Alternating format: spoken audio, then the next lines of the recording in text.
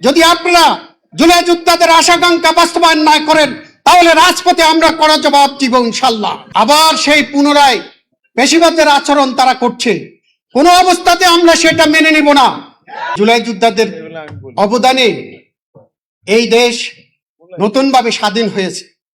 আজকে যেই সরকার এসেছে, আমরা আশা করেছিলাম সরকার জুলাই যোদ্ধাদের রক্ত দিয়ে এই দেশে ক্ষমতায় এসেছে, জুলাই যোদ্ধাদেরকে সম্মান করবেন, জুলাই যোদ্ধাদের যে চাওয়া পাওয়া ছিল সেই চাওয়া পাওয়া তারা পূরণ করবে।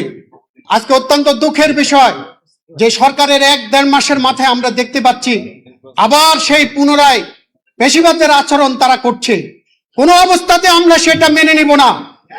আমরা আন্দোলন সংগ্রাম করব। আমাদেরকে অনেকে প্রশ্ন করে সরকারের মাত্র 2 মাস যায় নাই, আপনারা এখন কেন মাঠে নামছেন? আমরা বলতে চাই সরকারকে আমরা সুযোগ দিতে চেয়েছিলাম, সরকার সুযোগ নিচ্ছে না।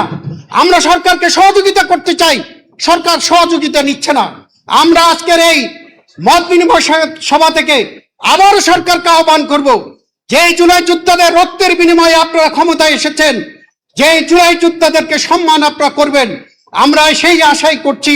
আগামী দিনে যদি আপনারা জুলাই যোদ্ধাদের আশাকাঙ্ক্ষা বাস্তবায়ন না করেন তাহলে রাজপথে আমরা কড়া জবাব দিব ইনশাল্লাহ।